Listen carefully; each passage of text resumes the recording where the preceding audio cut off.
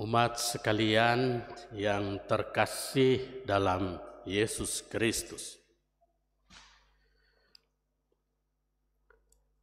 Pada hari Rabu Abu, Yesus minta 3 hal: bersedekah, berdoa, dan berpuasa. Itu 3 hal yang diminta Yesus untuk kita buat selama 40 hari ini. Injil hari ini, di hari Minggu Prapaskah yang pertama, Yesus juga minta lagi 3 hal melalui godaan iblis yang menguji Yesus di saat Yesus lapar. Kita tahu Tuhan Yesus, dia sungguh-sungguh berpuasa 40 hari, 40 malam, tidak makan di padang gurun. Bisa membayangkan itu kesulitan, tantangan yang dihadapi oleh Yesus. Tujuan utama Yesus berpuasa di padang gurun bukan untuk diet. Tetapi tujuan utama pertama-tama Tuhan Yesus berpuasa sebelum dia tampil di muka umum, mulai berkeliling sambil berbuat baik, yaitu menemukan kehendak Bapanya yang di surga. Apa yang dia harus buat selama dia hidup sampai nanti dia mati. Dan Tuhan Yesus menemukan jawabannya. Itu dia buktikan kemudian sebuah ketaatan sampai dia mati melaksanakan perintah Bapanya. Luar biasa komitmen Tuhan Yesus dalam menjalani masa puasanya. Umat saudara-saudari terkasih, apa itu 3 hal yang Tuhan Yesus minta kepada kita untuk memberi makna lagi selama kita menjalani masa puasa dan pantang 40 hari ini? Inspirasi yang pertama, ketika Yesus sedang lapar, dan itu orang juga alami, ketika lapar di situ godaan paling besar. Berhenti sakit, puro lapar sekali. Ya, sudah coba puasa. Memang ketika kita lapar itu godaan paling besar menguji iman kita juga. Saat itulah iblis tahu persis Yesus dalam keadaan lemah secara fisik. Pas-pas mesti digoda dia. Dan terjadilah godaan yang pertama tadi. Iblis bilang, jika engkau anak Allah, suruhlah batu ini menjadi roti. Kemudian Yesus jawab, manusia hidup bukan dari roti saja. Maka inspirasi yang pertama dari godaan iblis kepada Yesus ini untuk suruh mengubah batu menjadi roti, sesungguhnya ada satu pesan bagi kita. Dan pesan itu adalah godaan materi. Kalau orang renungkan, banyak orang telah menjadi materialistis. Dia lebih pentingkan materi, dia lebih pentingkan harta, dia lebih pentingkan doi, dia lebih pentingkan segala sesuatu dalam bentuk kekayaan duniawi. Dan itu menjadi godaan paling besar. Dan banyak orang jatuh. Sudah pernah masuk gereja, usaha jalan terus. Soalnya tidak pernah ikut terlibat di wilayah rohani. Dia cari doi terus. Ini godaan paling besar. Dan Yesus mampu mengatasi. Yesus bilang, manusia bukan hidup dari makanan saja, tapi dari firman Tuhan. Umat saudari-saudara terkasih, sangat jelas inspirasi yang pertama adalah orang memang diperhadapkan dengan godaan materi. Bisa tergiur orang. Hanya demi materi, orang bisa korbankan orang lain. Yang penting saya untung. Yang penting kita dapat, kita punya. Biar aku makin besar, kamu makin kecil. Maka pesan rohani bagi kita, masa puasa ini pasti akan banyak godaan dalam bentuk macam-macam. Dan Tuhan ingatkan salah satu godaan lebih mementingkan materi daripada hidup rohani. Inilah inspirasi yang pertama. Tuhan luput dari godaan ini. Umat saudari-saudara terkasih, inspirasi yang kedua melalui godaan Yesus, godaan iblis kepada Yesus, yaitu Tuhan Yesus oleh iblis diperlihatkan itu segala kuasa dan kemuliaan.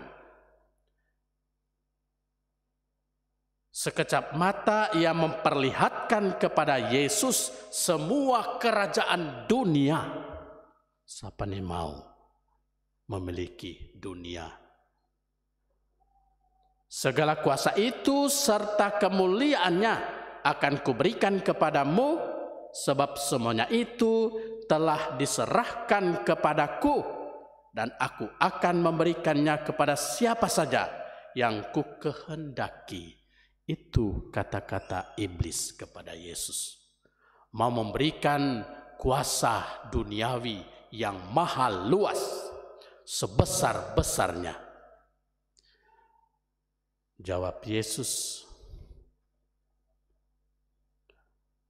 engkau harus menyembah Tuhan Allahmu, dan hanya kepada Dia sajalah engkau harus berbakti.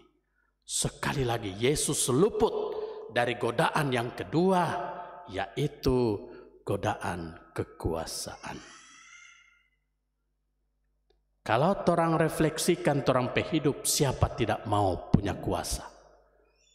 Bukan jadi presiden. Dalam bentuk apapun, yang kecil-kecil pun, orang kadangkala mau kasih tunjuk, saya berkuasa. Ngoni dengar saya yang paling benar, ngoni paling salah. Itu godaan kekuasaan. Mau memerintah, ngoni mesti ikut apa yang kita bilang, apa yang kita buat, ngoni mesti ikut. Nggak perlu jadi presiden, nggak perlu jadi anggota DPR. Dalam hidup kita juga masing-masing, godaan ini sangat kuat. Masa puasa sangat menggoda orang untuk menguasai orang lain, menguasai siapapun dalam bentuk apapun. Dan itu Yesus luput dari godaan kekuasaan. Dan inilah pesan rohani yang kedua.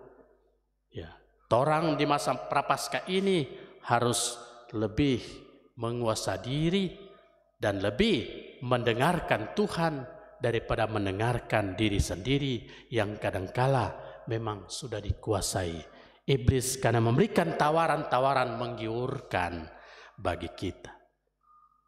Setan berwujud teknologis juga. Dia ikut perkembangan zaman. Kalau dulu dalam bentuk ular, sekarang dalam bentuk macam-macam yang canggih. Kalau torangnya tidak peka, torang akan menyembah dia. Tuhan Yesus bilang, cuma Tuhan yang disembah, bukan barang-barang lain. Kadangkala torang datang di gereja kan, torang menyembah tabernakel. Disitulah Tuhan tinggal. Zaman now orang banyak menyembah HP dan menyembah televisi. Lebih banyak di situ daripada di dalam gereja. Umat saudari-saudara terkasih, itulah godaan yang kedua. Ya, godaan mau berkuasa dalam hidup. Dan disinilah pesan Yesus, orang lebih merendahkan diri di masa prapaskah ini dengan ulah tapa pengendalian diri. Amin. Terakhir, inspirasi yang ketiga dari godaan Yesus terhadap, godaan iblis terhadap Yesus, yaitu Yesus diantar oleh iblis naik di atas bubungan bait Allah. Lalu iblis bilang sama Tuhan Yesus, jika engkau anak Allah, jatuhkanlah dirimu dari sini ke bawah, sebab ada tertulis mengenai engkau, Allah akan memerintahkan malaikat-malaikatnya untuk melindungi engkau, dan mereka akan menatang engkau di atas tangannya, supaya kakimu jangan terantuk pada batu. Yesus menjawab iblis, jangan engkau mencobai Tuhan Allahmu. Inspirasi yang ketiga apa dari cobaan iblis ini kepada Yesus? Yaitu godaan kesombongan. Iblis mau tantang Yesus, kalau ngana jago, ngana melompat dari bait Allah, bibungun bait Allah ini, pasti kuat malaikat-malaikat mau dola pangan. Godaan kesombongan, mau pamer diri, mau kasih lihat jago, mau kasih lihat bahwa kita hebat daripada orang lain. Itu tuh godaan yang ketiga, kesombongan. Umat saudari-saudari terkasih, banyak sekali orang jatuh justru dalam kesombongan. Suka pamer, anggap diri orang lain rendah, kita lebih hebat. Siapa kok ngoni nyandak level?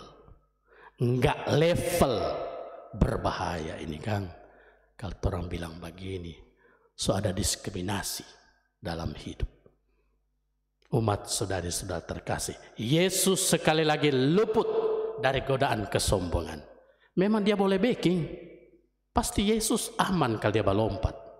Tuhan, dia nak pakai DP kesombongan. Dia tahu diri. Saya datang bukan untuk bawa kesombongan. Memang saya hebat. Mari nak usah kasih lihat kuat. Nanti ngoni alami sendiri bagaimana saya punya kuasa. Ya, bukan untuk diri sendiri, tapi untuk keselamatan banyak orang. Nah, inilah pesan yang ketiga, yaitu pengendalian diri dari kesombongan.